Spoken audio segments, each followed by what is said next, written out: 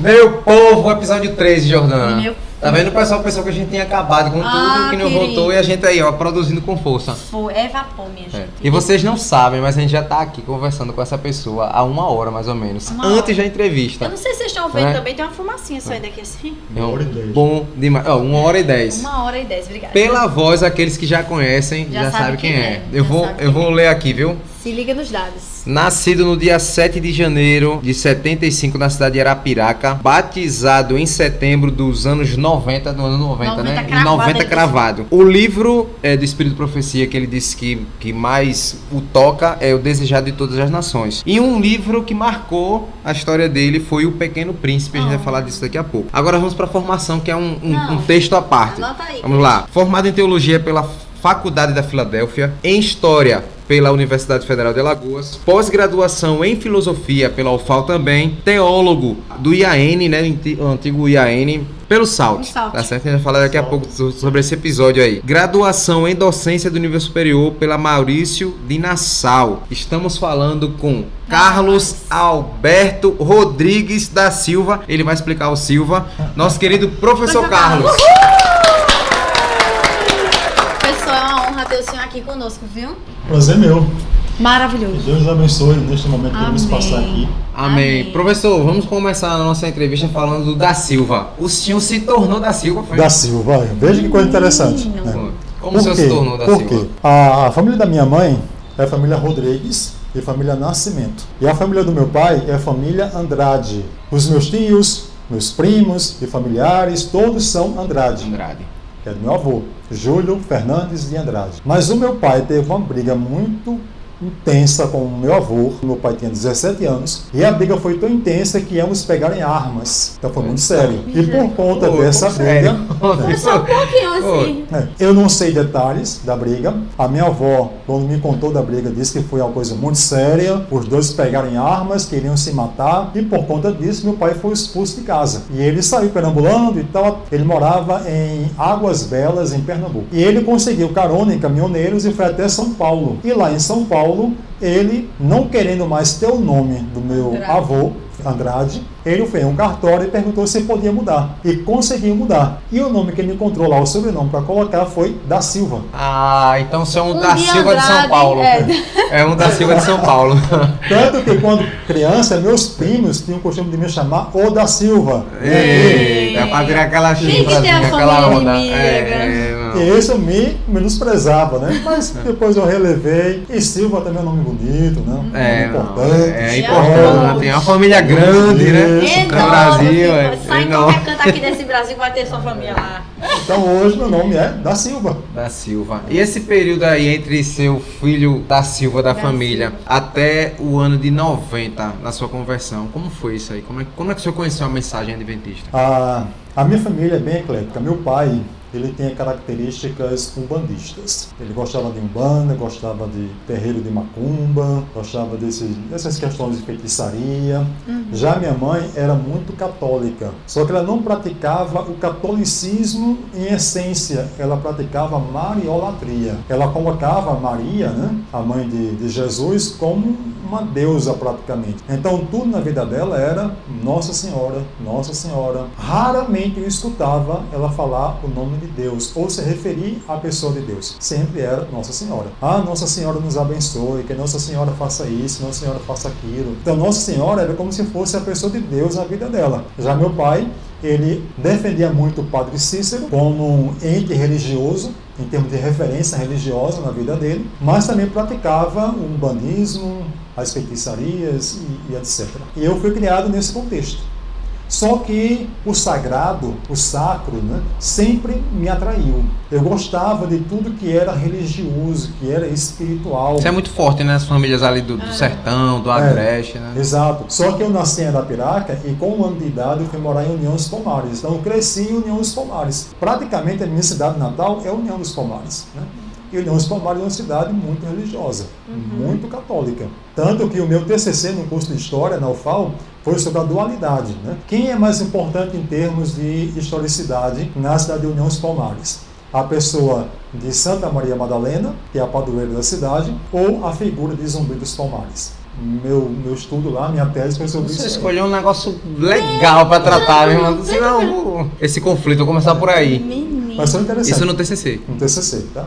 E o resultado foi que Maria Madalena é mais importante no imaginário popular da cidade de União dos Palmares. Os palmarinos, eles têm um aspecto religioso mais importante na mente deles. Zumbi dos Palmares é como se fosse um meio associado ao aspecto financeiro. É um aspecto cultural, mas o mais importante na vivência deles lá, no aspecto de vivência mesmo, é a religiosidade católica. E o senhor, quando criança, se considerava voltado para onde mais? Mais para o catolicismo, mais para...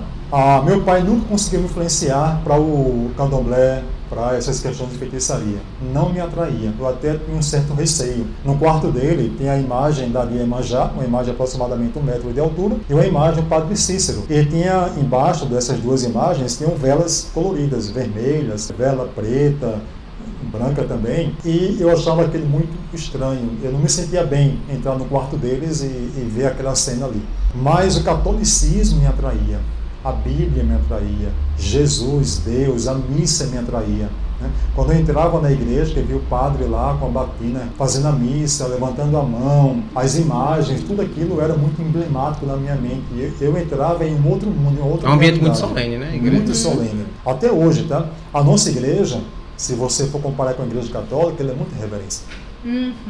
A igreja católica, ela é extremamente reverente. Tem uma reverência sobrenatural em uma igreja católica. Você entra... Que constrange o coletivo, inclusive. Exatamente.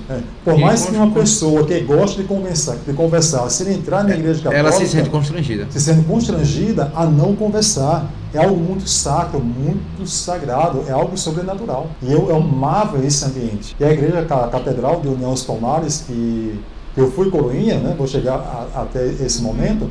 Eu amava, quando entrava na igreja de União dos Palmares, na catedral, e tinha aquele som de músicas gregorianas. Eu acho muito bonito. Até hoje, eu amo o canto gregoriano. Isso marcou a minha mente, como se fizesse parte hoje do meu DNA. Eu gosto do canto gregoriano. Aquela mensagem suave, aquelas melodias, aquela poesia, aquela mensagem que o canto gregoriano apresenta. É fato que alguns cantos gregorianos têm a doutrina católica, mas a despeito disso, a melodia e a música me atraem até hoje. Traz paz. E eu amava entrar na igreja depois da aula e sentar e ficar lá meditando no banco, ouvindo o canto gregoriano. Então a minha vivência foi, na infância, basicamente dentro da igreja católica. Eu amava o catolicismo. Tudo que tem a ver com o catolicismo, eu amava. Eu tinha em casa um oratório que eu ganhei da minha avó, não sei se vocês sabem o que é um oratório. Sei. Quando os seus colegas viam você sair da escola pra ir pra escutar canto gregoriano, o pessoal não tirava onda não chegou a sofrer bullying. Alguns me chamavam de padrezinho. Padrezinho. E achavam que eu seria padre, pelo meu comportamento.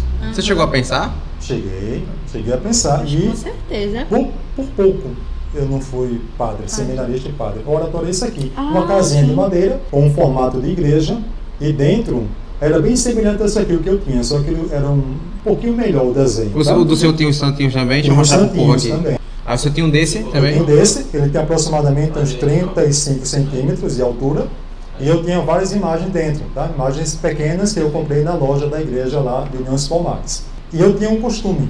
Eu ganhei esse oratório da minha avó e essas imagens eu comprei lá na loja da igreja. E toda manhã eu rezava o texto, uma parte do texto, porque para rezar o texto você tem que rezar todo ele, né? Tem os mistérios, né? Quem é católico vai entender. Né? Então eu rezava apenas uma cadeia dos mistérios do texto, depois rezava o credo e o Pai Nosso, talvez em algum momento rezava a Ave Maria, isso com a vela acesa, e fazia isso de joelhos diante do oratório, todas as manhãs, após o café da manhã e antes de ir para a escola. Eu acordava, fazia o asseio pessoal, tinha de jejum, ia para o quarto, me ajoelhava, acendia a vela, fazia minhas orações, rezava uma parte do texto, me sentia espiritualmente vivo, preparado para enfrentar o dia.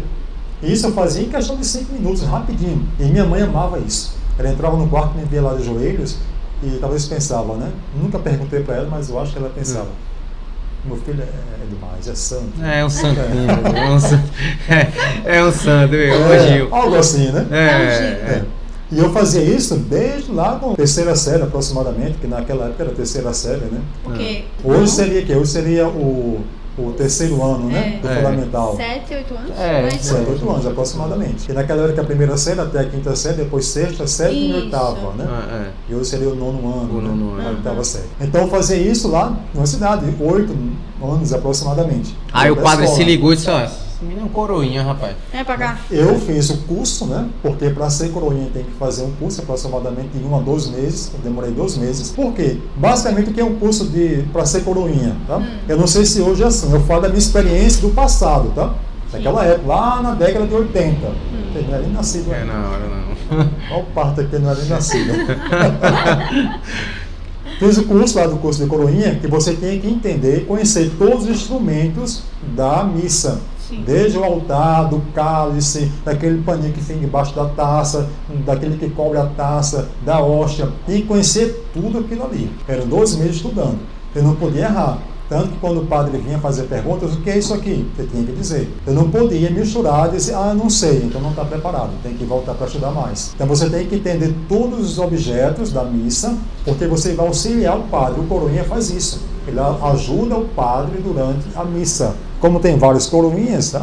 Então você vai e ajuda em uma missa. Olha, na missa tal, você que vai ajudar. Então, Você terminou o curso, deu tudo certo, passou deu tudo 2 certo meses. e passei a ser coroinha, com aproximadamente 10, 12 anos. Não tinha 12 anos ainda, era 10, 12 anos. E naquela época, não sei se hoje é assim, né?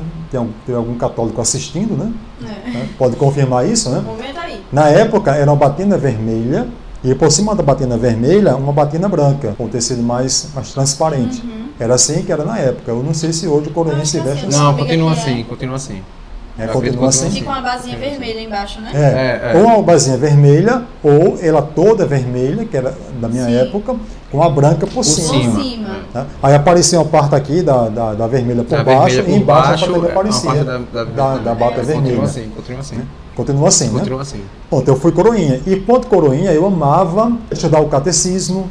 Eu nunca tinha lido a Bíblia. Isso é bom e é interessante ser dito aqui. Mesmo rezando o texto, amando a doutrina católica, eu conhecia o catecismo. Eu conhecia os 10 mandamentos do catecismo. E não conhecia os 10 mandamentos da Bíblia. Eu sabia que a Bíblia era importante, eu via o padre lendo a Bíblia lá, mas eu nunca tive acesso à Bíblia. E nunca tive interesse. Porque tudo aquilo que me envolvia em termos de religiosidade católica me supria. Eu não precisava ler a Bíblia. Eu não sei se é a minha visão da minha história com o catolicismo, mas só que você se sente muito preenchido pelo que é fornecido pela igreja. Exato. Você sente assim, não, eu não vou procurar a Bíblia, não, eu tenho a tradição, né, a tradição da família, quem vem de realmente família muito católica. Tem, por exemplo, na minha casa, a gente rezava o texto todos os dias. Antes de tomar café, tinha o texto. E Era, todo dia. O aspecto simbólico é muito importante. Deus, ele ama símbolos, né? A Bíblia toda é repleta de símbolos, tá? E os símbolos ligam você a algo. Sempre acontece isso. A artisite que eu estou usando é um símbolo importante. Vamos fazer um abre aspas. Abre aspas. Você falando com relação a símbolos, o povo judeu, inclusive, fez com que sua cultura sobrevivesse a tanta perseguição, em parte por questão de idade. Por questão dos símbolos, das expressões idiomáticas. Então a cultura judaica ela permaneceu por conta dos símbolos, basicamente. Explique pra gente aí. Mostra aí pro pessoal. Deixa eu tirar aqui uma tizite. Tizite, pessoal. Não é isso? Tizite. Bom, tizite é isso aqui? Pode ir. Pode sim. É uma franja. Ela é feita com lã de ovelha. É uma lã branca e outra azul. Esse é aquele azul, tipo um azul celeste, né, que lembra o céu. Os judeus eles se dividem basicamente em 2 grandes grupos. Os sefaditas e os...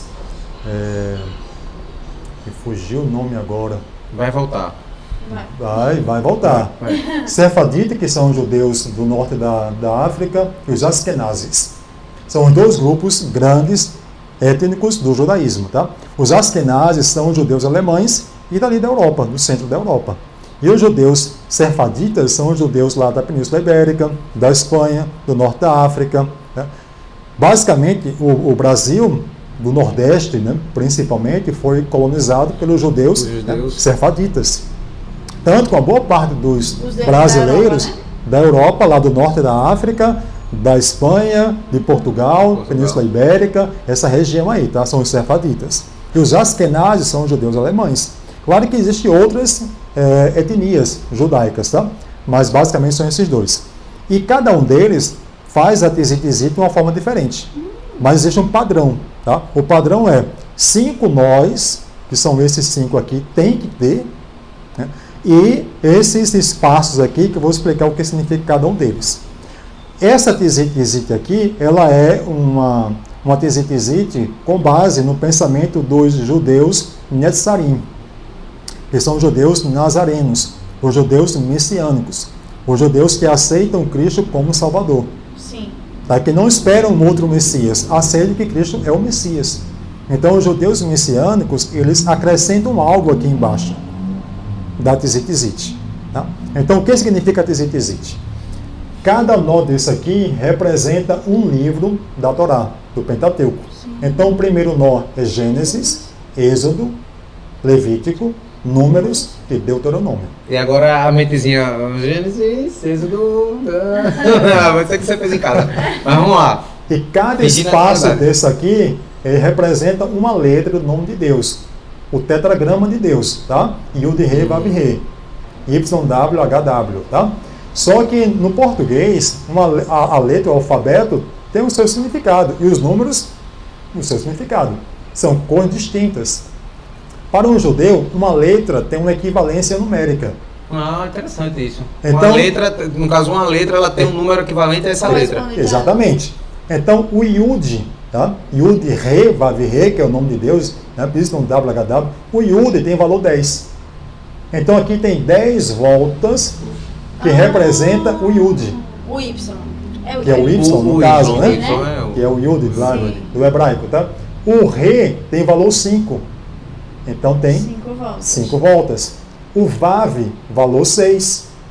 E o Re, novamente, valor 5.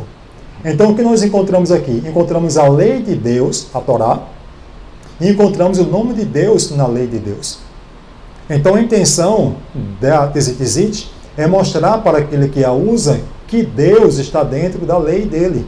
A lei representa o caráter de Deus. Então, a partir do momento que eu tenho isso aqui em meu corpo, tá? Em uma roupa, eu estou dizendo que eu acredito na lei de Deus e Deus faz parte da minha vida. Esse é o ponto principal da tzitzit. O que faz os judeus netzarim, tá? Os messiânicos?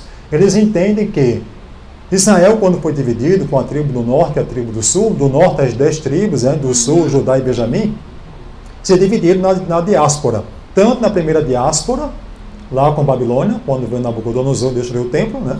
E na segunda diáspora, com a destruição do segundo templo, no ano 70 do primeiro século. Então teve as duas diásporas e o povo se separou. Só que houve a união delas. Então, um espaço aqui é uma tribo, né? Um grupo, né? A tribo do norte, a tribo do sul, só que Cristo uniu as tribos. Então a intenção... Então esse último nozinho aí simboliza Cristo. Significa a casa de Israel unida. As tribos se uniram aqui. O de cima é o último livro, não é isso? Aqui é o último livro. Deuteronômio. Exatamente. E embaixo é a casa de Israel do norte. Sim. Tá?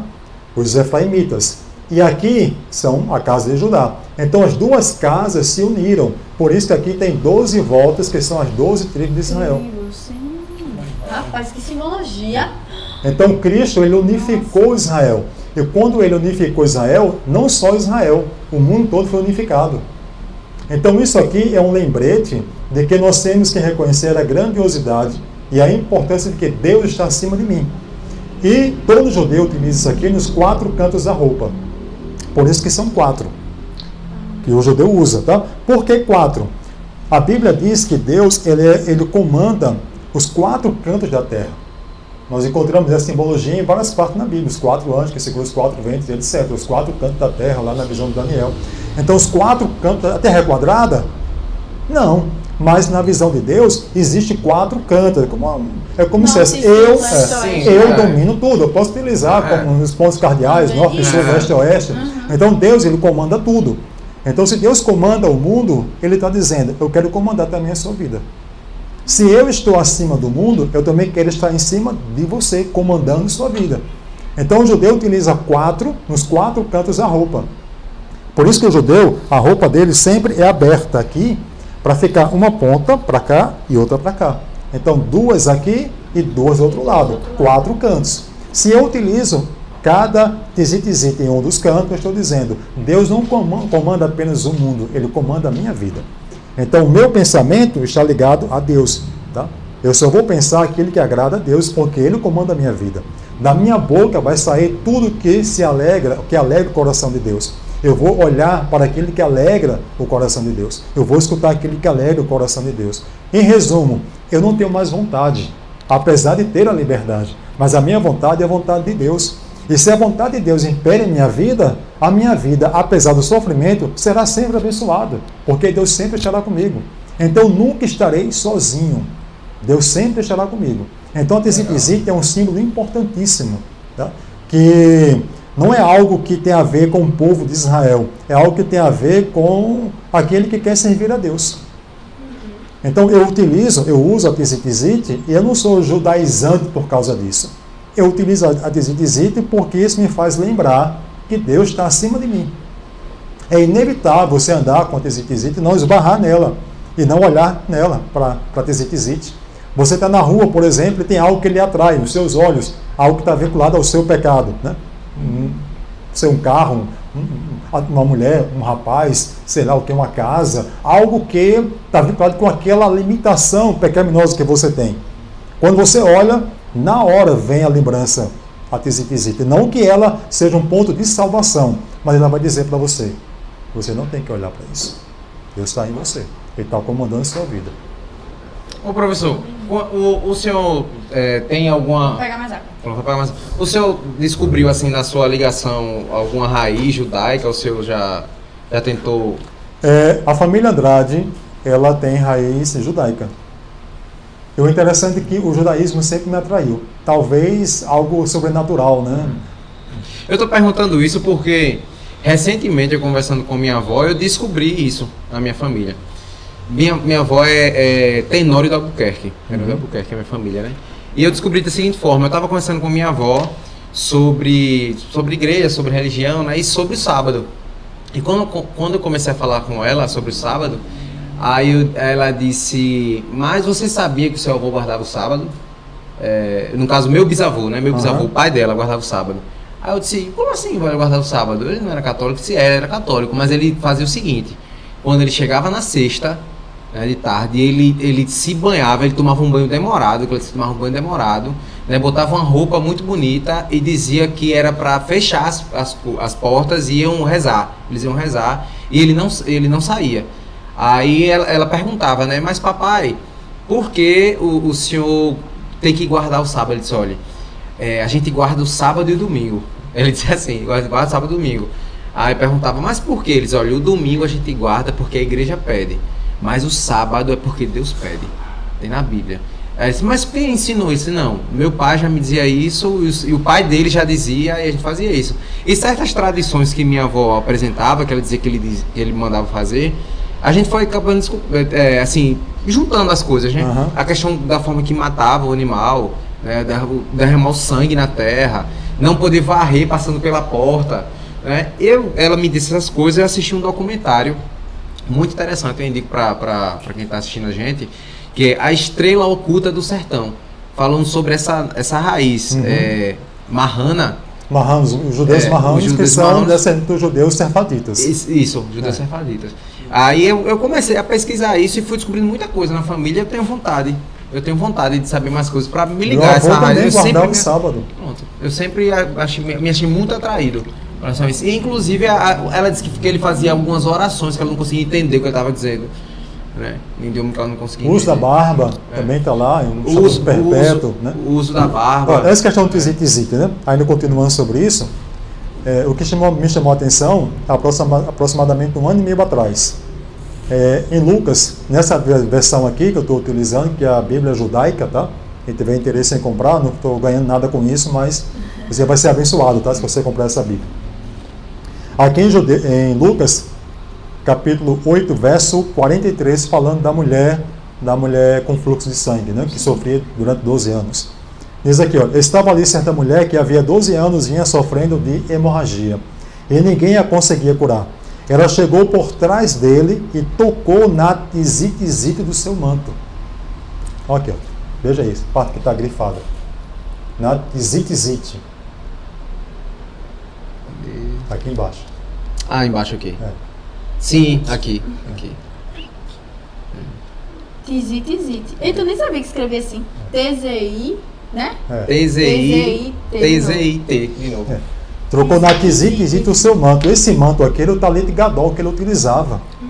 Que era um chale de oração, um manto de oração. Então Cristo utilizava o manto de oração e ela tocou na tizite do manto de Jesus. Mas por quê? Tem um aspecto profético nisso. O interessante é que tem uma expressão idiomática aqui, tá? Sim. Que é o canto da roupa. O canto da roupa, no hebraico, é como se fosse a asa, como se fosse a ponta, aquilo que faz com que você perceba de longe, tá?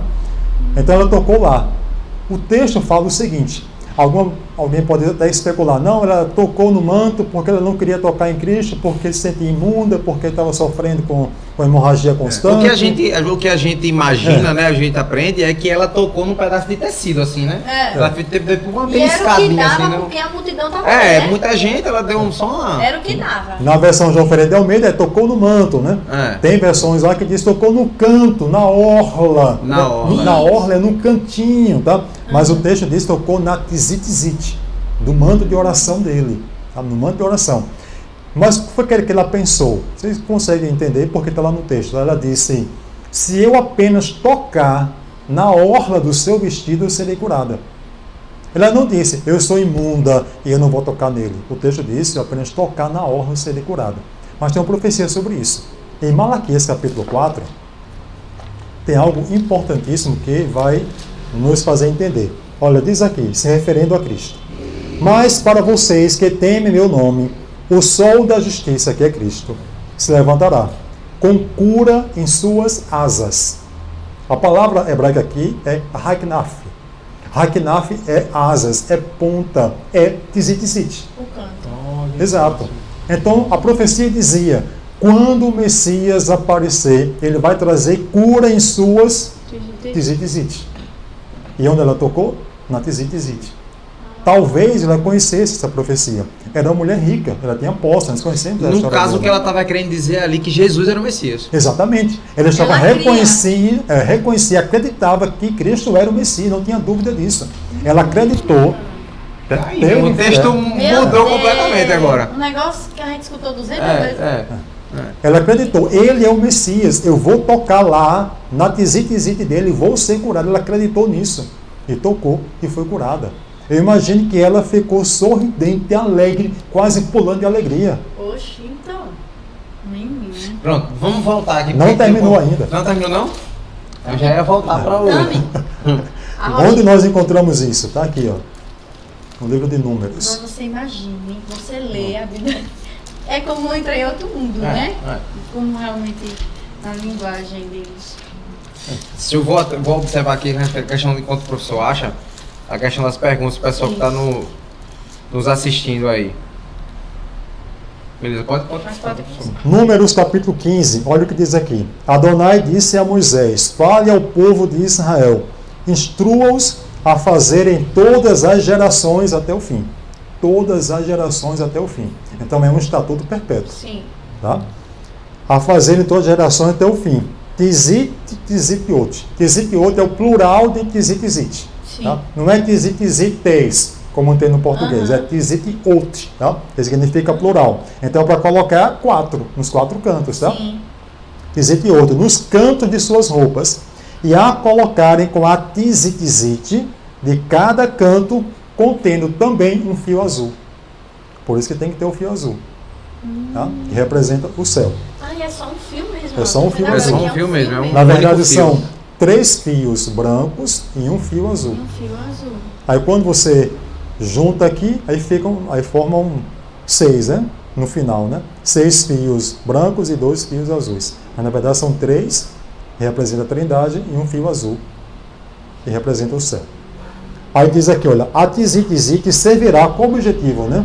A tzit servirá para vocês olharem para ela e se lembrarem das mitzvot de Adonai, se lembrarem das leis de Adonai, se lembrar dos mandamentos de Deus. Continuando. E obedecerem a elas, para que não sejam desviados pelo próprio coração e pelos olhos, sendo levados a se prostituir com aquele que o mundo oferece. Veja a importância disso aqui. Então é um símbolo que não leva você à salvação, mas que vai fazer com que você se torne separado para Deus. Ele vai dizer isso agora. Que ela os ajude a se lembrarem de todas as minhas mitzvot, as minhas leis, a obedecerem a elas e serem santos para Deus. Então veja que a intenção de Deus é, você vai utilizar isso aqui porque você foi separado, tá? Você é separado para mim, você é santo. Então use isso aqui para lembrar disso, você é santo, eu estou comandando sua vida. Por isso que é tão importante utilizar a tzit. E Cristo usou. Se ele usou, quem sou eu para não usar? Isso aqui não é judaísmo, ou ser judaizante. Isso é obedecer a Deus. 10 dias de oração que nós acabamos de participar. Ele vai nos salvar se nós participarmos? Não. Mas vai nos auxiliar na nossa comunhão com Deus. Então são situações, símbolos que vai auxiliar a minha comunhão com Deus. E é claro que eu vou usar. O senhor teve a oportunidade de visitar já tem uma comunidade adventista já ouvi falar que judaica. É muito não é? O senhor já teve a oportunidade de visitar? Em São Paulo, né? Não. Não, quem deu origem a essa comunidade foi o pastor Bechara. Estudo depois, pesquisa, pastor Bechara, pastor adventista, tá? Sim. Pastor Bechara. E essa comunidade adventista de cunho judaico ou messiânico, muitos que fazem parte dela usam os símbolos judaicos. Usam kippah, Sim. Usam a tzit, usam o talit gadol. Todos esses símbolos judaicos eles usam. Veja que é importante usar, porque cada símbolo desse associa você a Deus. Alguma coisa relacionada a Deus. Choca um pouco? Choca, porque não estamos acostumados a ver. Você andar, por exemplo, com 4 tzit na sua roupa, alguém vai olhar e, por não conhecer, pode até associar com candomblé. É uma coisa de candomblé, mas não, é Deus. Deus pediu que usasse tudo por lembrança. Por isso que eu falo, a Igreja Católica usa símbolos, é uma estratégia que a Bíblia mostra porque Deus pede. O tabernáculo é simbólico. Quando Deus age, o próprio sacrifício de Cristo é simbólico. Deus age com símbolos para fortalecer a nossa fé. Sim, Jota, tu ia? Eu me esqueci, meu filho. Então vou retomar. Professor, e pronto, vamos lá voltar à história do Coroinha. Sim, Entre o Coroinha Carlinhos, que é seu padre, até o professor Carlos. Como foi essa história de conversão aí do catolicismo para a Igreja Adventista? Aí eu falei que eu tinha um oratório em casa, né? Um oratório, né? Isso. Toda manhã eu rezava lá as minhas orações católicas, ia para a igreja, com meu oratóriozinho, acendia a minha vela, me ajoelhava diante do oratório. E quando eu fiz o crisma, com 14, 15 anos praticamente, o que é o crisma? O crisma é quando você é ungido com óleo, recebendo o Espírito Santo. Eu não sei se hoje deve ser assim também na Igreja Católica, né? O crisma. Minha mãe ficou com raiva de mim um tempão, porque quando chegou na época de ser crismado, né? De participar da crisma, eu conheci a Igreja Adventista e acabou não rolando, foi. Mas eu cheguei para fazer a primeira quase, foi um pouquinho depois. Eu peguei o certificado. Pegou o certificado? O Lucas foi. Recebeu o óleozinho, né? Descobri agora. E agora teve uma coisa que aconteceu na minha primeira comunhão, que inclusive eu fiquei com muita raiva. Né? Porque foi o seguinte. Perdão aí, mas foi verdade. O padre ele vem com a hóstia, né? Para quem está fazendo primeira comunhão, ele molha no vinho e ele dá para você. Não sei se é assim, mas foi a única oportunidade que eu participei da ceia, da hóstia, molhada no vinho. O resto foi só, as demais só a hóstia. Né? O vinho ficou só pro padre. E ele molhou a minha e tomou o vinho no final. Eu digo, sim, moral, e meu vinho? Também. Você se confessou, né? Porque na primeira comunhão tem que se confessar antes. Me confessei. Né? Uma das coisas mais constrangedoras que... A velhinha. Agora sim. A velhinha grande. A velhinha. Foi uma coisa interessante com relação a essa confissão. Eu achei muito constrangedor. Né? Porque a orientação da gente era que contasse tudo mesmo. E eu tinha total confiança que aquilo ali me libertaria dos meus pecados. Então eu cheguei lá... Contava tudo. Contei tudo, mano. Contei tudo. E o padre olhando pra mim assim, meu filho, me diga. E contei tudo. Mas só que foi libertador. A sensação era assim, era uma sensação boa. Não por ter confessado para o padre, mas a sensação de dizer assim, não, Jesus me perdoou.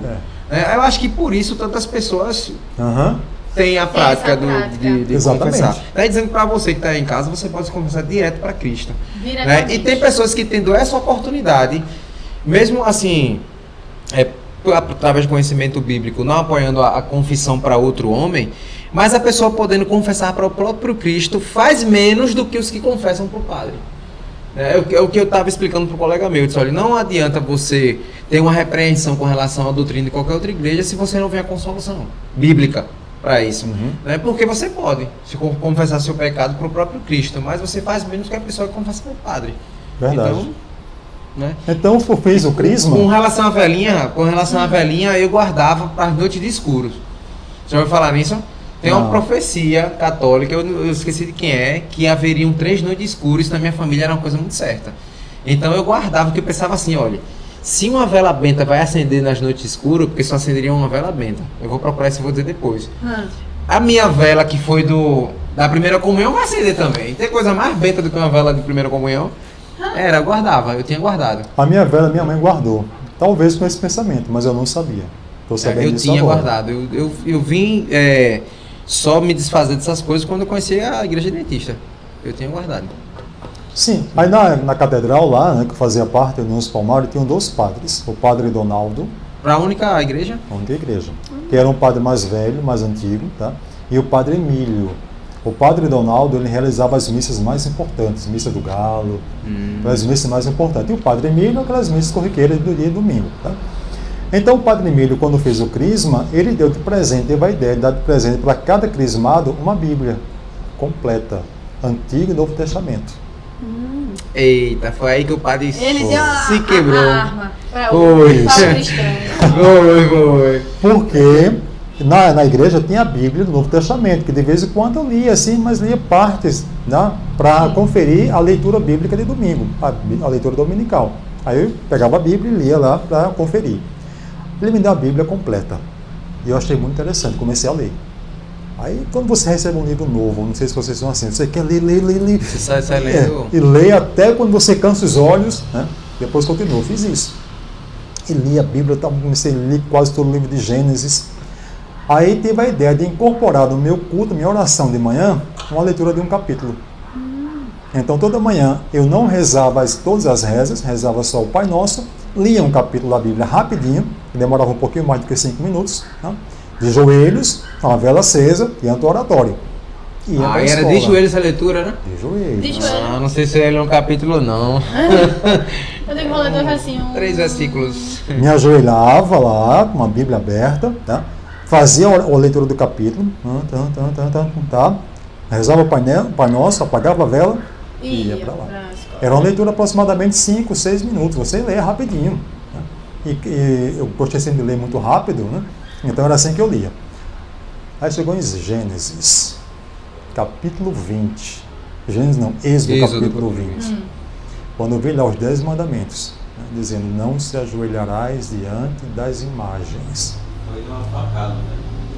Foi muito impactante para mim. E o senhor leu ajoelhado diante da imagem? Ajoelhado. Eu acho que eu tenho esse capítulo 20 aqui. Não ajoelharás, olhou na imagem, a imagem olhou para ele. Ele acho que ele fez assim, ó. Opa! E o São Jorge aqui, ó, com a espada aqui, o dragão lá.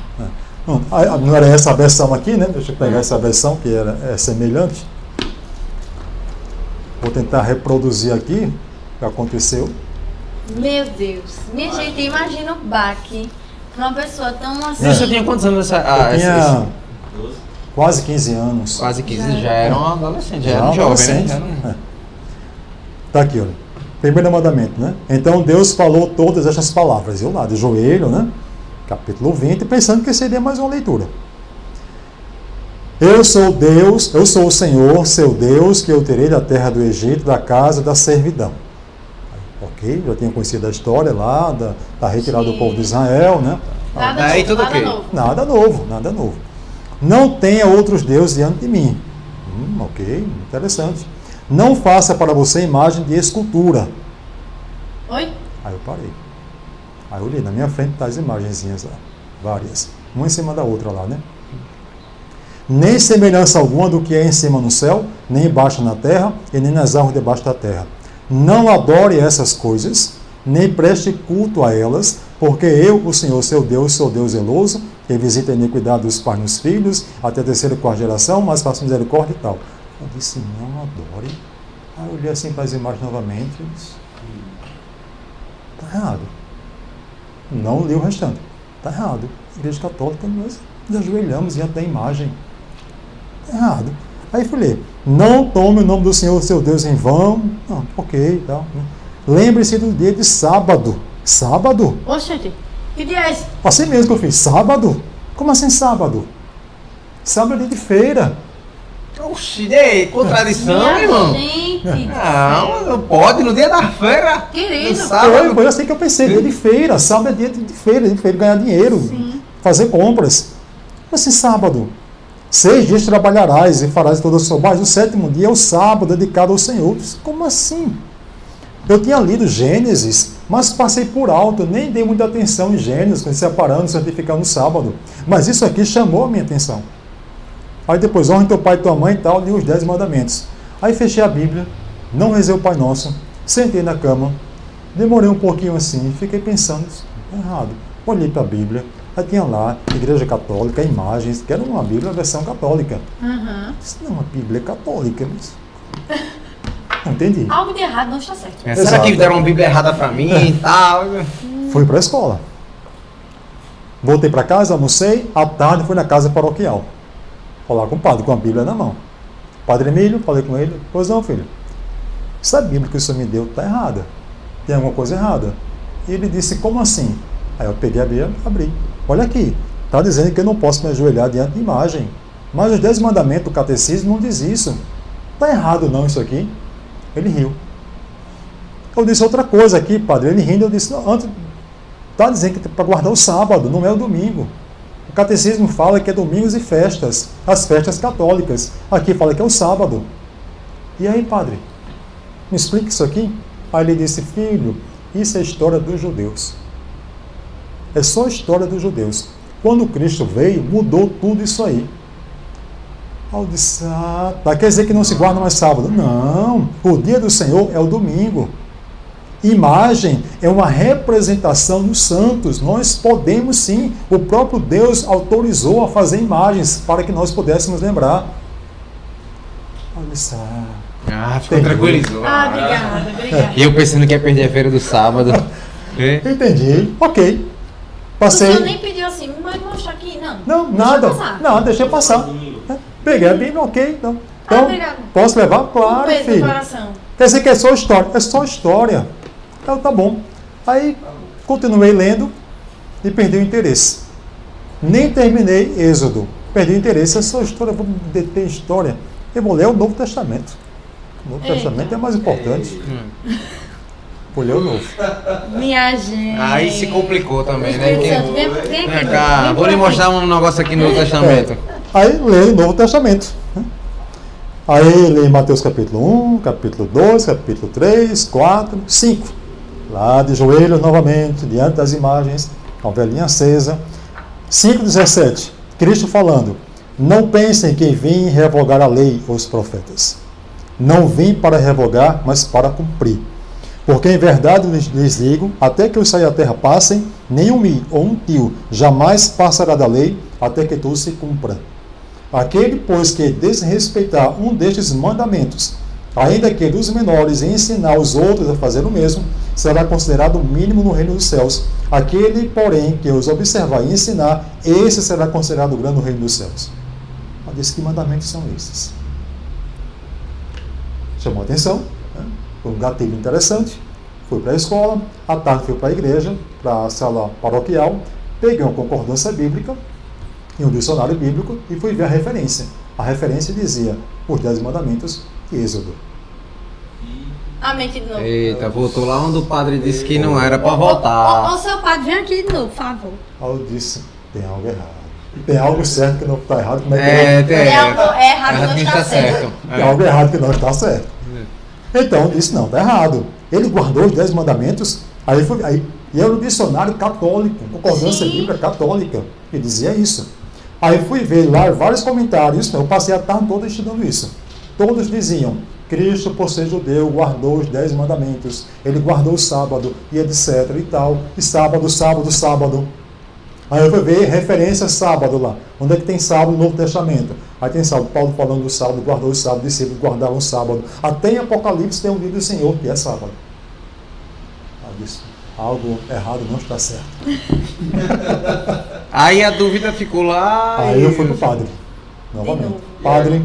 Mais argumento agora. Padre. Aí ele, foi filho. Aí eu disse, algo errado não está certo. Aí eu disse, encontrei algo aqui, padre, quero que você me explique. O que, filho? E mostrei para ele. Veja, Cristo guardou o sábado. Aí mostrei os textos, mostrei a concordância, e ele disse, não, ele guardou mesmo. Sim, ele não disse que era para guardar o domingo. Ele disse em algum momento, padre, Cristo falou que era para guardar o domingo? Não. Não disse? Não. E por que nós guardamos o domingo? Porque a Igreja Católica é a Igreja de Deus na Terra. E a Bíblia é importante. Mas mais importante do que a Bíblia é a Igreja. A eleição da Igreja é mais importante do que a Bíblia. Eu disse, como assim, padre?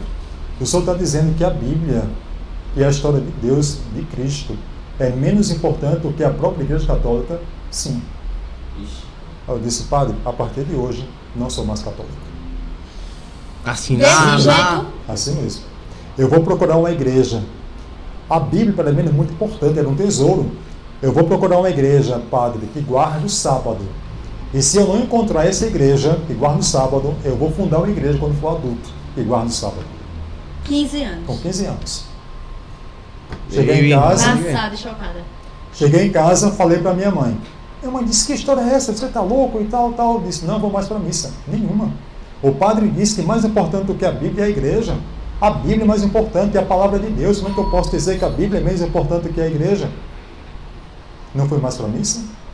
E aproximadamente 1 mês ou 2 depois, não sei precisar realmente se foi 1 mês ou 2 depois, sim, eu estava em casa, na calçada, pensando na vida, passou um rapaz chamado Sandro.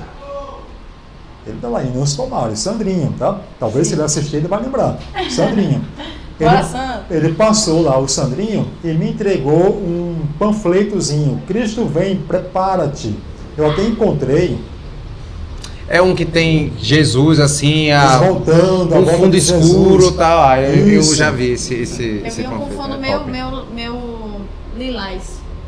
Não, eu vi um que é um fundo bem pretão mesmo assim, e a luz para destacar bastante. É uma imagem antiga que foi um desenhista chamado Antônio Rios, um desenhista adventista. Eu não sei se eu voltei ainda essa imagem. O cara não pagou nem um cafezinho. Tchau, vou ali. Aí o Sandrinho passou, ele me entregou esse panfleto. Né? Cristo vem, prepara-te. Igreja Adventista do 7º dia. É o 7º dia? Será que esse 7º dia aqui é o sábado? Ou eles guardam domingo como 7º dia? E enquanto eu estava lendo, o rapaz foi embora. Quando eu vi o 7º dia e fiz esse questionamento, olhei para ele, ele estava assim a uns 200 metros. Eu desci e corri. Cheguei até ele e disse, ô rapaz, esse 7º dia aqui é o sábado? Ele disse, sim. Vocês guardam o sábado? Sim. Oh, meu Deus. Né? Onde é a igreja de vocês? Qual a igreja de vocês? Adventista do 7º dia. E onde fica a igreja de vocês? Ali no final da rua. Na minha rua, a rua onde eu morava. Foi não. E eu passava lá e nem me tocava. Nem chamar a atenção. E eu disse, quando é o culto? Ele disse, sábado. Adivinha? Sábado. Eu disse, eu posso ir? Claro, claro. E eu estava lá no sábado. E fiquei encantado com o culto. Quando terminou o culto, eu fui até o Sandrinho e disse, Sandrinho, com quem eu falo para ser adventista? Eu quero ser adventista. Ele disse, você tem que estudar, fazer um curso bíblico, tá? E me apresentou um ancião, Carlos Misael. Ele vai assistir também. Vai assistir. E o Carlos Misael disse, ok, eu vou fazer um estudo bíblico. Eu estudei, a Bíblia ensina, eu não sei quem A Biblicina. A Biblicina, Eu cheguei um a estudo estudar antigo. um estudo antigo da... Depois fiz o curso de Apocalipse com ele. E me A Biblicina, batizei. inclusive, que eu estudei era... As folhas eram soltas, era Soltas, grampeada assim, aí você exatamente, ia destacando isso. assim. Top. Desse jeito aí. É. Aí eu estudei, me batizei, só que teve um problema. Eu me batizei, cheguei em casa após o batismo, cabelo molhado, com a roupa dentro de uma sacola. E meu pai disse, ué, tomou banho na rua? E foi o batismo da primavera, um dia de festa, bonito, batismo bonito, né? E eu me batizei, cheguei em casa à noite. Ou a família já sabia da história do padre, já que o senhor tinha Sabia, negado? mas pensou que Mas era coisa sabia de que você ia se criança. batizar? Não, Não sabia. não, O senhor batizou escondido? sim. Mas porque houve uma... Não, porque meus pais não iam deixar. Ah, sim. E eu falei com o senhor, disse, ok, você deseja se batizar mesmo? Sim. Então vamos se batizar. Ah, então teve todo esse contexto aí. Os pais não Aham. sabiam, você já tinha Nossa. falado da O senhor igreja. aí com 15 Isso. anos. Com 15 Isso foi anos. um prazo bem pequeno, não? Um espaço de Foi. tempo. Um espaço o quê? De eu sair da igreja católica me batizar, eu acho que 6 meses? não, mais uns 8 meses aproximadamente. Antigamente, eu lembro, antigamente o estudo ele acontecia com certo rigor. Foi Não, quase um não, ano. não, quase um ano, não demorou. batizava sem terminar, não. Eu me batizei com quase 16 anos. Sim. Me batizei, cheguei em casa, meu pai ficou reclamando. Cabelinho muito. molhado. Cabelo molhado, né? Tomou banho na rua, eu disse, não, fui batizado. Como assim batizado? Você já é batizado. Não, batizei na igreja adventista, expliquei para ele, ele não aceitou, reclamou. Ok. No outro dia de manhã, domingo, foi um sábado à tarde o batismo, domingo, na hora do almoço, tinha carne de porco na hora do almoço. Eita. Essa cena também é emblemática para mim.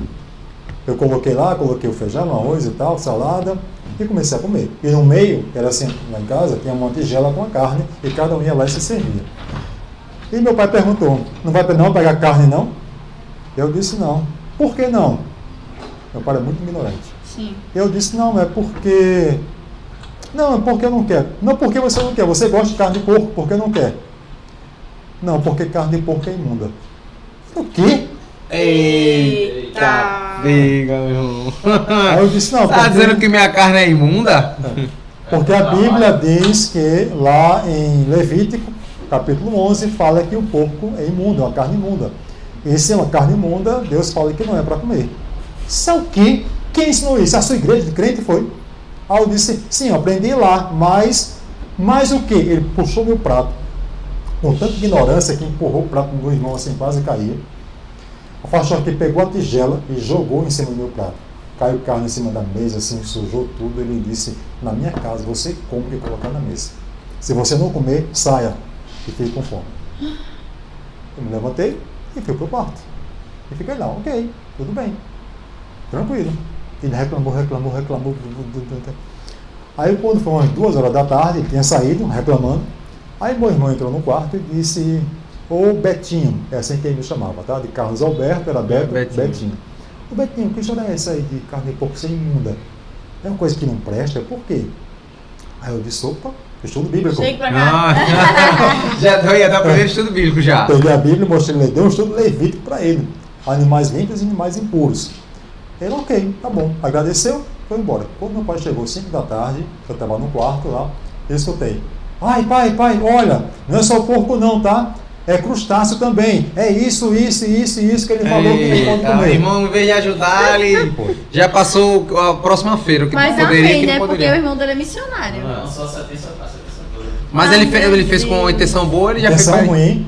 pra entregar mesmo. Foi. Aí, Ele é malícia, meu amigo. Eu sabia. É irmão mais novo ou mais velho? mais novo, você é o mais velho. Tem que Sabia. ser. Eu sou irmão mais novo, eu sei como é que pune mesmo. Eu já fiz muito. Eu era a irmã mais velha de Deus. Oxi, sempre se quebrava. Sempre quebrava, né? É. Não, meu pai começou a comprar camarão, crustáceo, isso e aquilo. Foi, todos os dias ele repetia. Era manhã, tarde, eu obrigava minha mãe, coloque dentro da comida, coloque no arroz, coloque no feijão, coloque tudo misturado. Eu quero ver se ele não vai Não me ceder. diga. Foi perseguição. Eu chegava de manhã, tava lá cuscuz com o molho lá da carne lá. Meu pai fazia questão de estar na hora Que para eu ver minha mãe fazer. Porque se minha mãe não fizesse, ele fazia. Aí eu ficava com fome. Eu ia para a escola, tinha a merenda. Eu lanchava, repetia 3 vezes a merenda, porque eu sabia que não ia almoçar. À Meu noite, Deus. eu ia para casa dos colegas e ficava lá na casa do colega assim e tal. Esperando aquele cheirinho bom. Essa bolachinha. será que vai ter cuscuz hoje? Aí, Cuscuz esperando que me convidassem para jantar, porque tem momento que não me convidavam, ficava com fome.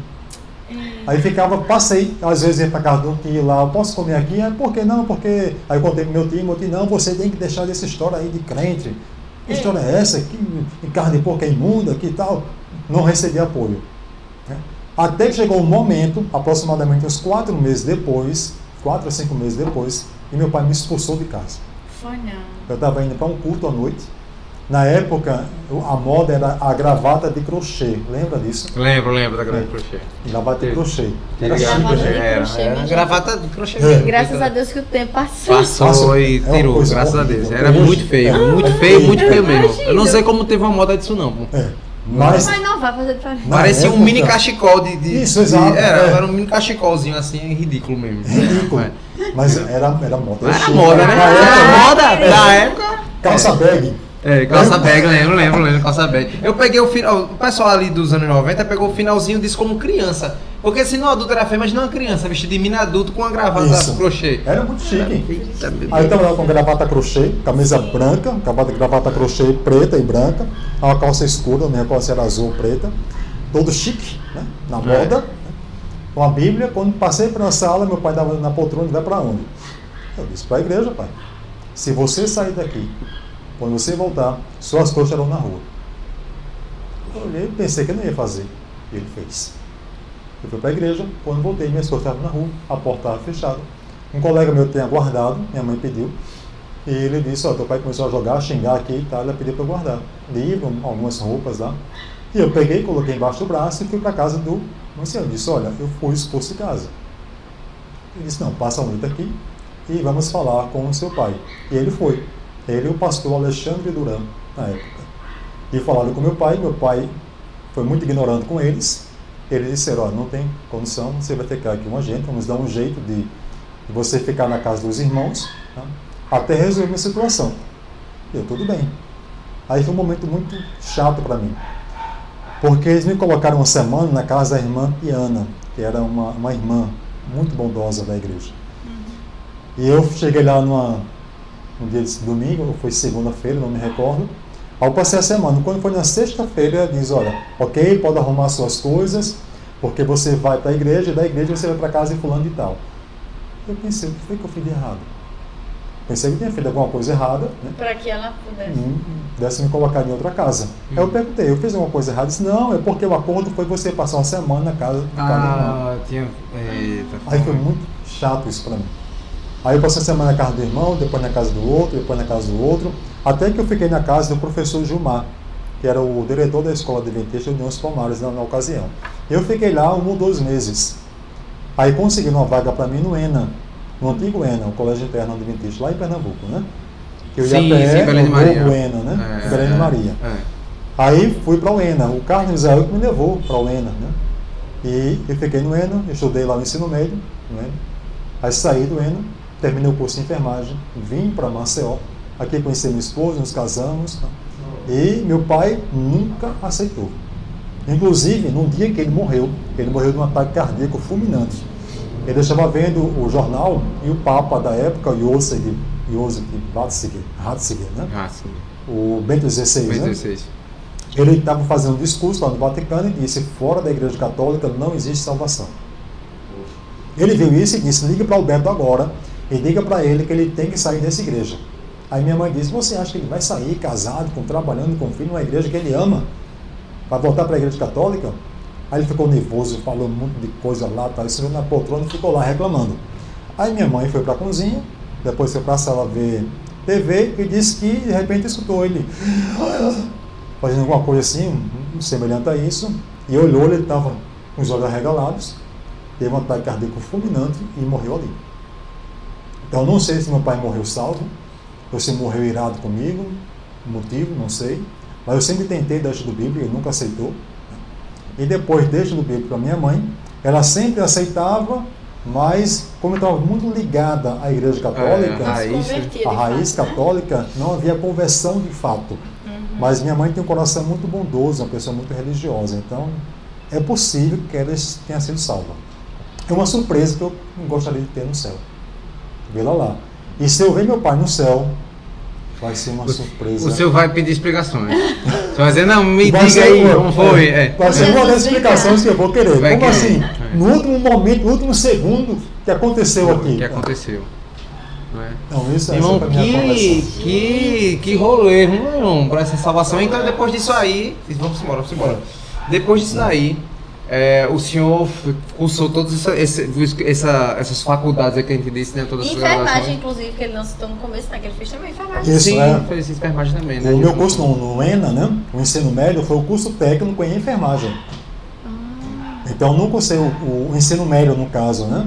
Sim, Que na época era chamado de segundo grau, sim. né? Que era o chamado de científico, né? Sim. Eu cursei o curso técnico, que havia o curso técnico em enfermagem e o curso técnico em contabilidade. E tem o científico, que era preparação para o vestibular, que depois passou a ser PSS. Sim. Agora é eu cheguei a Enem, fazer né? PSS. PSS. Isso. Pronto, depois disso tudo aí, o senhor se tornou teólogo da igreja, não se tornou pastor? Não aceitei. Não quis ser pastor? Não quis. Questões pessoais que eu já comentei com vocês antes. Não quis ser pastor. Normal. Mas tornou-se professor, né? É. Da rede adventista. Isso. Aí foi professor primeiro de escola, de outras escolas, né? Antes de ser professor Antes de ser professor do Colégio Adventista. Inclusive foi professor da Faculdade de Filadélfia, que eu fui aluno. Que foi aluno, né? Eita, que massa. Foi Aí, professor lá. assim, eu conheci o senhor mais pelo senhor, tanto que eu descobri ontem que o senhor tinha sido graduado em História, não em Filosofia. Eu conheci o mais pela filosofia. Isso. Né? Inclusive, puxa para as perguntas que a gente estava entrando nas perguntas que vocês estão perguntando aqui, que perguntaram o seguinte. Primeiro a Rose falou aqui, né? Que saudades, foi meu professor. A Rose, mamãe do Enzo, né? Disse que o senhor foi professor, né? Um monte de aluno seu aqui. E uma Às das coisas vezes que eu conheço, vejo um aluno, nem sei quem é, ele fala, Passaram professor, pra mim. tudo bem? Eu fico lá constrangido porque eu não consigo lembrar. Lembra de mim? Eu disse, poxa, assim, eu não posso mentir. Se eu disser que não lembro. me lembro. Não, Mas- temos recordação, meu filho. longe. Perguntaram o seguinte: é possível conciliar filosofia e religião? Sim, a religião, a base, porque o que é filosofia? A base da filosofia é o questionar. O ato de praticar a filosofia é o ato de questionar. Eu tenho que questionar. E um religioso, por ser humano, ele questiona. O que eu não posso conciliar são o conhecimento filosófico humano, que é a filosofia secular, tá? Que a Bíblia Paulo chama de as vãs filosofias. Essas vãs filosofias, ou a filosofia humana, ou a filosofia secular, aquele que não lhe aproxima de Deus, não tem como conciliar. São coisas antagônicas. Que é uma coisa que a gente.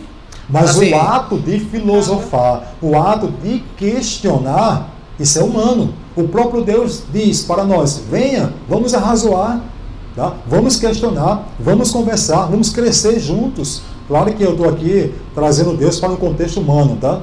Como se Deus fosse um ser humano. É um erro nosso tentar fazer isso. Mas Deus diz, vamos questionar, vamos filosofar. Porque o que a gente vê muito, assim, eu não sei até que ponto isso aí pode ser saudável para a igreja, mas o que a gente tem visto muito é a tentativa de trazer muita coisa de filosofia de fora para dentro, né? Não, isso eu não tenho como conciliar. Eu não posso conciliar o pensamento platônico, pensamento aristotélico ou pensamento de Sócrates para um princípio bíblico. O princípio bíblico apresenta aquilo que Deus deixou para nós para nos levar à salvação. A filosofia é como se fosse uma independência de Deus e um crescimento pessoal. Que é essa a intenção da filosofia. É fazer com que você cresça no conhecimento de si, no conhecimento da realidade, no conhecimento do mundo. Por isso que é uma tendência muito grande dos filósofos serem ateus. Por conta disso. Agora, dizer a própria teologia, ela traz no seu bojo, né, de conhecimento aspectos e princípios filosóficos.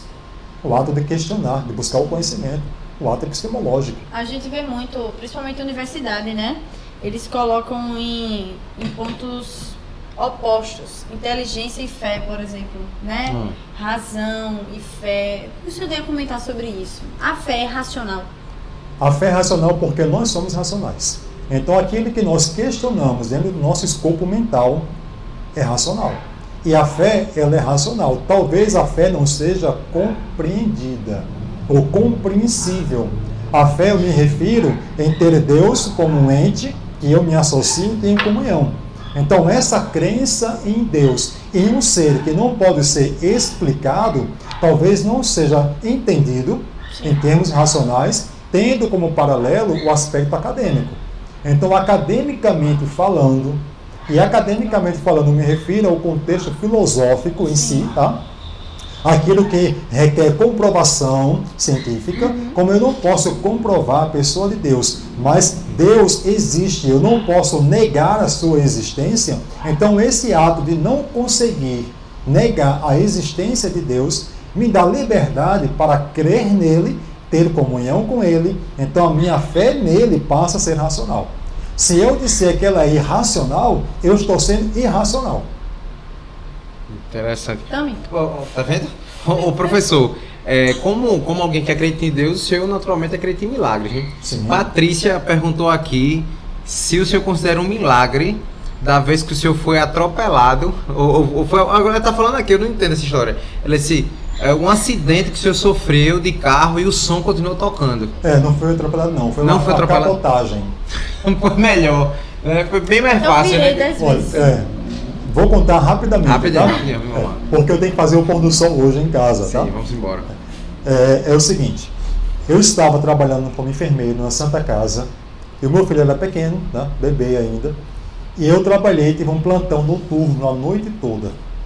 E geralmente o plantão noturno você descansa, né? Um pouco, tal, tem 1 hora ou 2 para descansar, dormir um pouco, mas esse plantão foi muito intenso, eu não consegui dormir.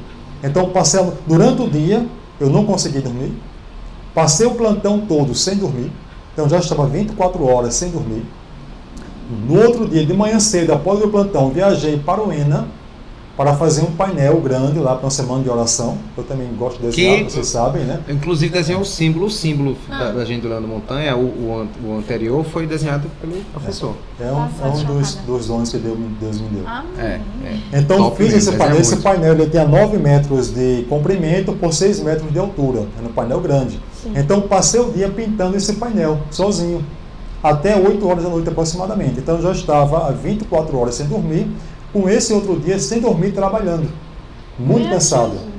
Quando terminei, fui para a casa dos meus sogros, que moravam lá em Belém de Maria. E não tem aquelas, não sei se já passaram por isso, quando você está tão cansado que o sono parece que não vem. Eu estava sentindo isso. Sim. Né? E querendo dormir, mas não conseguia dormir, com insônia. Até que aproximadamente umas 11 horas eu consegui dormir. Porém, no outro dia de manhã, 7 horas da manhã, eu tinha plantão no hospital de novo. 7 horas eu tinha que estar lá no plantão só pela parte da manhã. Então eu tinha que sair cedo, pelo menos 4 e meia da manhã, para chegar em Maceió, de Belém de Maria, chegar aqui em Maceió, para ter esse plantão de 7 horas. E eu fui com um rapaz que trabalhava comigo, que quis conhecer o Ena, ele também tinha que trabalhar às 7 horas da manhã. E quando foi 3h30 aproximadamente, 4 horas, eu acordei e meu sogro me deu cevada com pó de guaraná. Porque ele disse que ia me deixar alerta. E ele dá uma ligada, ia ficar rochediço. Só que fez o efeito contrário. Não me liga. Na hora que eu tomei, pum, acendi. Ok, vou ficar acordado até em Maceió. Eita, depois daquele rebote, do cansaço. Eu acho que você já passou por isso. Comigo. Já. Meu Perfeito. Deus. Tomar algum tipo de energético já acontecia muito comigo quando eu tomava café, não tomava café. Mas tomava, você dava aquela ligadona e você vinha com o efeito rebote, né? Ficava mais cansado que o anterior. Eu não sei se já foi em Belém de Maria. Já saí de Belém de Maria, tem muita curva, né? Até chegar ali em Catende, muita curva. Então eu fui, estava chuviscando à noite, umas 4h30 da manhã aproximadamente, chuviscando, e eu seguindo lá. De repente eu comecei a sentir sono. Eu não conseguia me controlar, as pálpebras caíam, e eu fazia força para permanecer acordado. E o seu amigo lá do lado? Meu amigo do lado. E escutando, aí vem a questão do som, o meu carro era um Escort L, aquele Escort quadrado, né? Um Escort L 1.6, corria demais o carro. Corria muito. Aí eu estava escutando o grupo Orion. Em meio ao bosque, eu posso ver? Eu não sei cantar não. E o bosque lá. E o bosque sumindo. O bosque tá ficando escuro. E mas a música era essa. Tá? Agora eu não me recordo da letra, mas eu lembro dessa parte, foi essa parte que continuou depois. Aí eu estava lá, estava escutando, e uma das curvas, isso ficou gravado na minha mente. Eu não sei dizer para vocês se foi real, se eu vi realmente, se tem isso lá. Mas quando eu estava chegando em uma curva, eu vi um ser de branco. Parecia um homem, ele fez assim com a mão. Como se dissesse pare, ou diminua a velocidade, ou algo Hoje assim. aparece bem moral. Você vai capotar. Meu Deus. E isso ficou gravado na minha mente. E eu contei para o rapaz depois. E eu olhei assim, fiz assim, aí sumiu, mas eu vi esse ser na curva. Aí passou lá, quando eu cheguei próximo de um local chamado Roçadinho, acho que é isso Roçadinho. o nome, né? Eu dormi. O meu amigo, aí eu vou contar o que ele me falou, tá? Porque eu não estava vendo nada. Ele disse que estava lá, de repente o carro começou a ir para a contramão. E ele olhou para o lado, disse que me viu assim no volante, Meu Deus do céu. dormindo. A reação dele foi essa: acorda! Aí balançou. Quando ele fez isso, acorda, eu acordei e pisei no freio. Eu acho que é uma reação de todo motorista, né? Você está lá e acorda assim, assustado, pisou no freio. Quando eu pisei no freio, o carro começou a derrapar na pista. Como estava chovendo, começou a girar na pista, bateu no meu fio uma pedra, eu imagino, e começou a capotar. Só como era uma curva, se ele tivesse capotado aproximadamente 2 metros antes, ele teria caído em um barranco. Tá? Depois eu fui lá nesse local e vi a altura do barranco. Dava o quê? Uns 6 metros aproximadamente. Essa é uma coisa feia. Como foi 2 metros à frente, era plano, uma plantação de cana. Então ele capotou na plantação de cana e girou umas 3, 4 vezes. Justamente nessa plantação de cana, num reto ali. Meu Deus. E caiu assim, velho. Na hora que o carro começou a capotar, a música do Orion parou. Eu só escutava barulho. Pô. Vocês não passaram por isso? É uma sensação muito estranha. Não. Eu só Chega a sentia capotar, o cinto apertando meu peito. Apertando. E o carro fazendo... aquele barulho e tal, e o carro... Aí quando o carro caiu assim, ele não caiu do lado, nem embaixo, caiu assim. Voltou normal. Em meu bosque, eu posso ver. Sério? A música voltou. O Meu bosque de Deus. caldo de cana. As canas lá. Porque fez o caldo, né? Fez o caldo. Com toda a força. Interessante que a minha sogra, né, mandou uns ovos de capoeira, né? Disse, olha, Era cuide uma desses ovos, quebrou tudo. Eita. Aí eu fui abrir a Ovos minha de porta, capoeira. não consegui. Os vidros quebraram, os 2 retrovisores quebraram, o capô quebrou, tá? O carro, o eixo ficou torto. Eu girava olhando para cá, o carro ia na outra direção. Tentei abrir a porta, o meu amigo ficou assim tremendo. Eu Está de disse, choque. Alexandre, você está bem? Está bem? Aí ele, tô, e você? Se tocando. Também tô, eu acho que eu tô. E fazia assim, não sentia dor em local nenhum. Não teve um arranhão. Não teve. Nenhum dos dois. Nenhum dos dois. Ah, não. Nem eu, nem ele. Mas o carro foi perda total. Foi nada. Aí saí do carro, né? Fui até o asfalto chovendo. Desde quando passava um carro, eu dava com a mão, nenhum carro parou. Eu fiquei lá, encostei no carro, desliguei o carro. Aí encostei lá. Quando começou a amanhecer, eu olhei para o carro, vi a situação, o carro todo quebrado, mas eu pensei, tem condição de andar. Fiz algo que não deveria ter feito. Não sei, ignorância, tontice da minha cabeça. Entrei no carro e disse, vou voltar para Belém de Maria, para casa dos meus sogros. Liguei o carro funcionou. Voltei, o carro todo torto, aí fui, o carro fazendo assim. Com o carro. Voltei para Belém de Maria, para casa do meu sogro, e disse, o que foi que houve? Eu disse, capotei o carro. Meu Deus, saiu assim, tá bem, tô bem. Aí meu sogro disse, não, você deveria ter deixado o carro lá, porque tem perícia, o carro tem seguro. Aí eu falei com o vizinho, que era o Santana, tá? Ele veio dando suporte, e eu fui com o carro todo... Voltando pro ponto. Voltei, O capotamento. capotamento.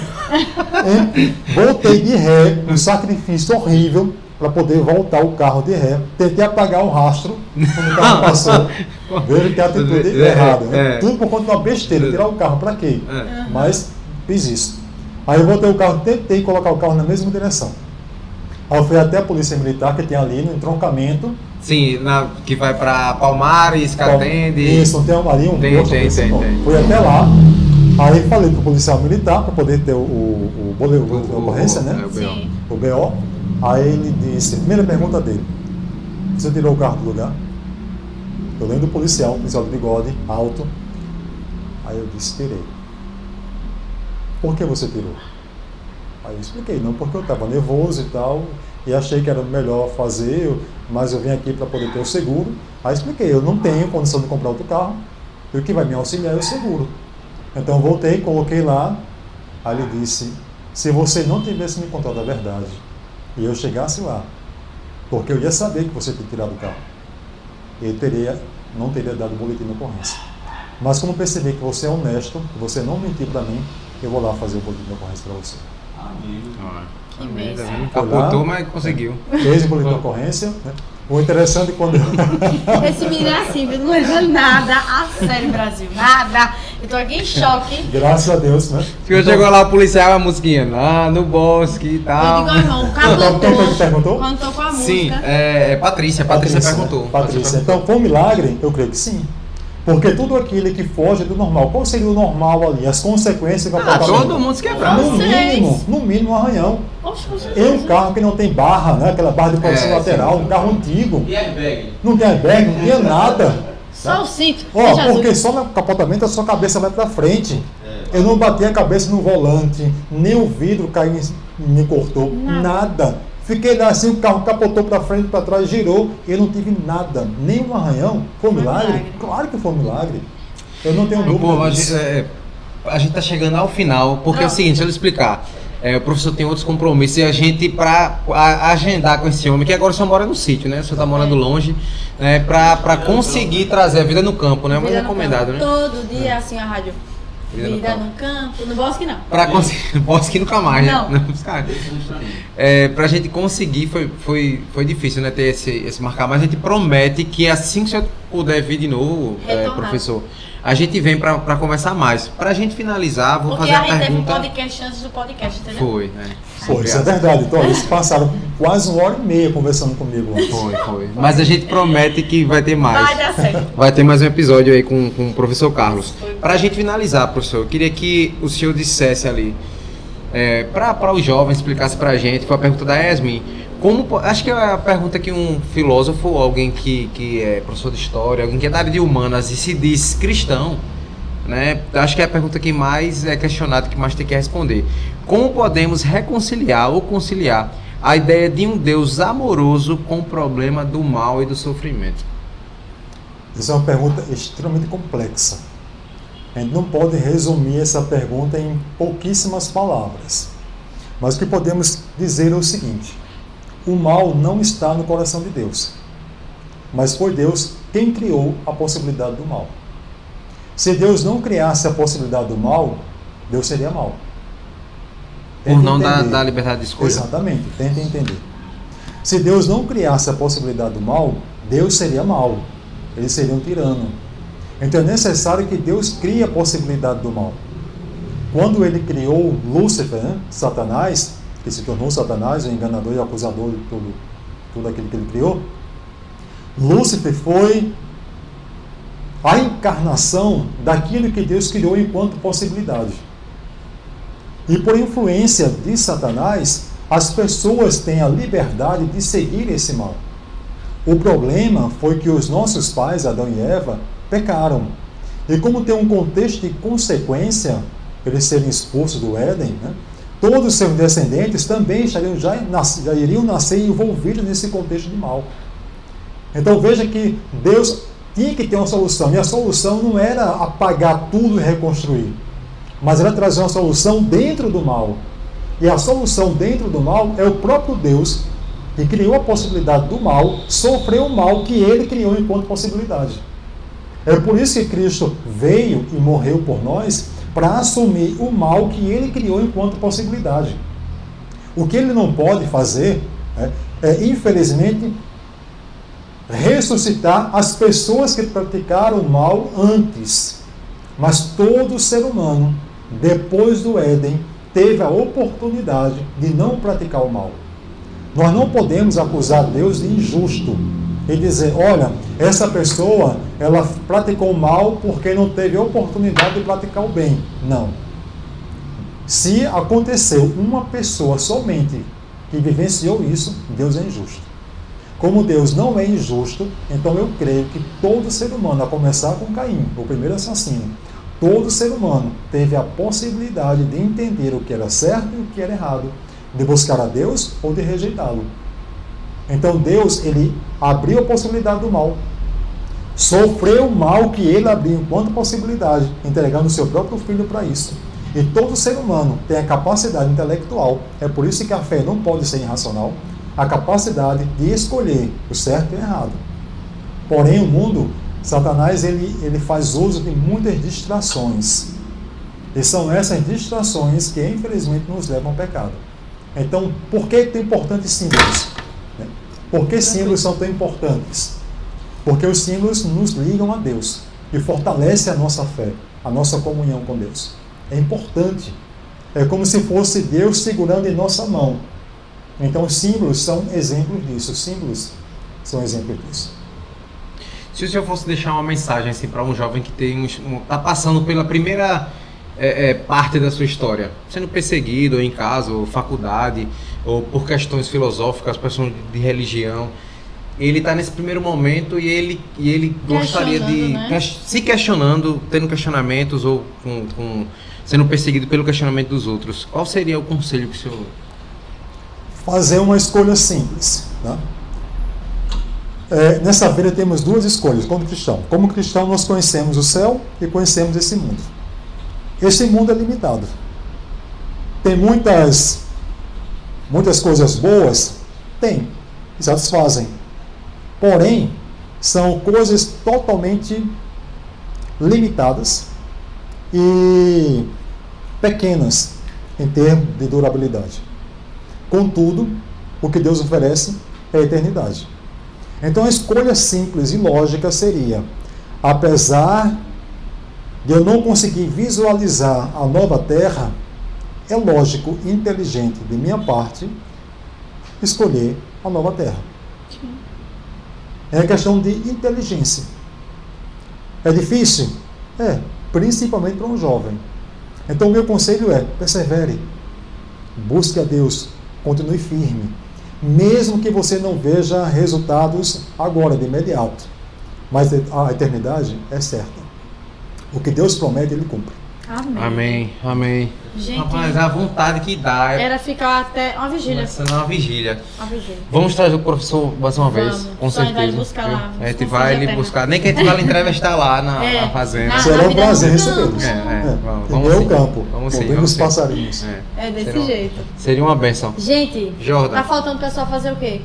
Curtir, meu amigo, seguir, Compartilhar, compartilhe. gente. Você não sabe o trabalho que dá trazer esse Testemunhos povo. maravilhosos aqui pra você, pra quem sabe, né, despertar aí ou melhor, a dúvida não, é esclarecer a dúvida de a alguém dúvida. aí. Então, ó, compartilha, curte. E até gerar dúvidas, né? Coisas que você achava que você Exatamente. tinha como certo ali, Isso. como guardar comigo, né? É. Entendeu? Talvez você não tenha tido contato com verdades bíblicas que foram apresentadas aqui, você tenha escutado isso pela primeira vez, gerou essa dúvida, né? Busque esclarecer à luz da palavra de Deus. Qualquer coisa, fala com a gente lá no Manda direct. para pessoas que tiveram o mesmo Isso, questionamento, né? Exatamente. Compartilhem aí os nossos Compartilha. vídeos ou no Instagram, o vídeo no YouTube, né? Nos sigam nas redes, Sociais. nos sugiram, né? Novos entrevistados. @JZ02, foca aí. Tamo junto. Outra coisa, nós teremos mais entrevistados ainda, né? Nesse mês aí. Tem certeza. uma série de pessoas que vão vir aí, Fantástica. né? Para falar, principalmente agora, nós temos... Eu digo... Diz não, não deixa o sei. pessoal no mistério. Não. Tamo junto, continue Tamo junto, conosco. galera. E é isso. Valeu. Tchauzinho.